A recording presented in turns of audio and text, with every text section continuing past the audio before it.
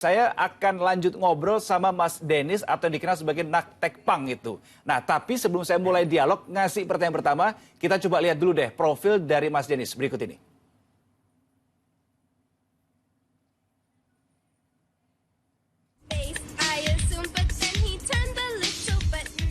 Joget-joget tapi bahas tentang teknologi pangan, itulah gebrakan seorang Denis Guido 1 Mei 2020 lalu di media sosial.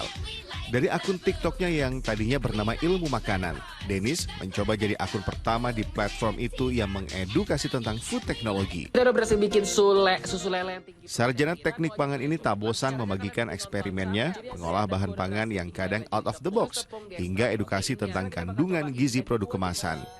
Bayangin ada emas tumbuh di Papua dalam bentuk... Kecintaan terhadap teknik pangan juga membawanya ke berbagai tempat di Indonesia. Tak hanya untuk membagikan ilmunya kepada masyarakat, tetapi juga untuk ngulik soal kekayaan bahan pangan tanah air.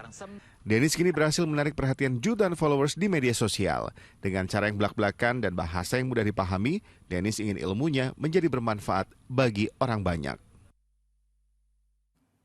Seberapa keras nih gebrakan yang dilakukan oleh Mas Denis dari breakdancer menjadi anak teknik pangan. Mas Denis, ini gimana nih ceritanya dari breakdancer kemudian jadi anak teknik pangan kok agak gimana gitu, terpisahnya jauh ini kelihatannya.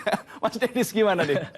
Iya, aku sampai malu loh denger ini video-video awalku dimainin. Ternyata udah sampai situ intinya ya, profilku ya, dari dancer. Jadi dulu ceritanya tuh emang aku dulu kuliah teknologi pangan dari tahun 2013. Tapi emang dulu pas kuliahnya itu nggak terlalu yang kayak fokus banget atau kayak gimana. Dulu emang aku setengah-setengah tuh dancer dulu. Aku suka nge-break dance. Jadi Oke. setelah lulus kuliah teknologi pangan, habis itu masuk ke dunia kerja. Aku dulu kerja di industri sebagai research and development, jadi emang sebagai peneliti dan juga pengembang produk di sana.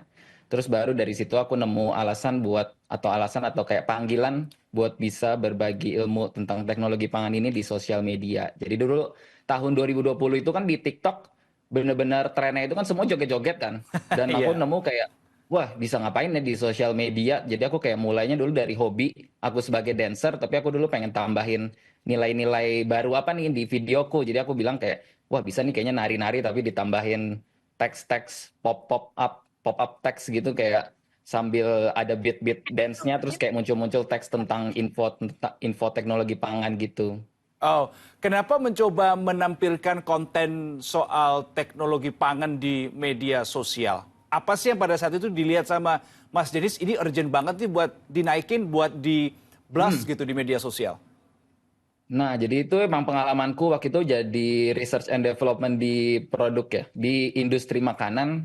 Emang ternyata aku belajar kalau apa namanya, kita nggak bisa ngelakuin inovasi pengembangan produk baru kalau konsumennya itu nggak mengerti atau mengenal sama info-info terkait sama nutrisi atau misalnya tentang proses teknologi pangan gitu dari awal.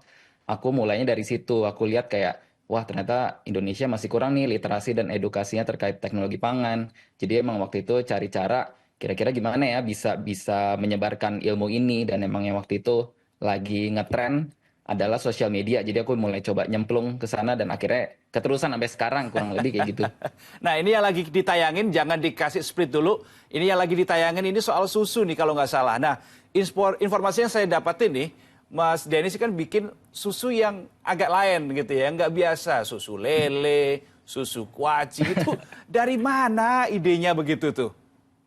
Nah, kalau ide-ide eksperimenku emang semuanya sebenarnya dipelajarin dulu pas zaman kuliah. Jadi emang kita tuh Oh, dulu belajar gimana caranya bisa mengembangkan produk. Kita lihat kayak misalnya ada susu, ah, susu biasa dari sapi, tapi ternyata supply susu sapinya tuh kurang gitu. Jadi kita gimana caranya bisa ganti atau cari alternatifnya. Bisa mungkin dari kambing, sekarang ada susu kuda juga. Bisa kita bikin proteinnya dari lele terus dijadiin minuman. Jadi ternyata banyak banget alternatifnya.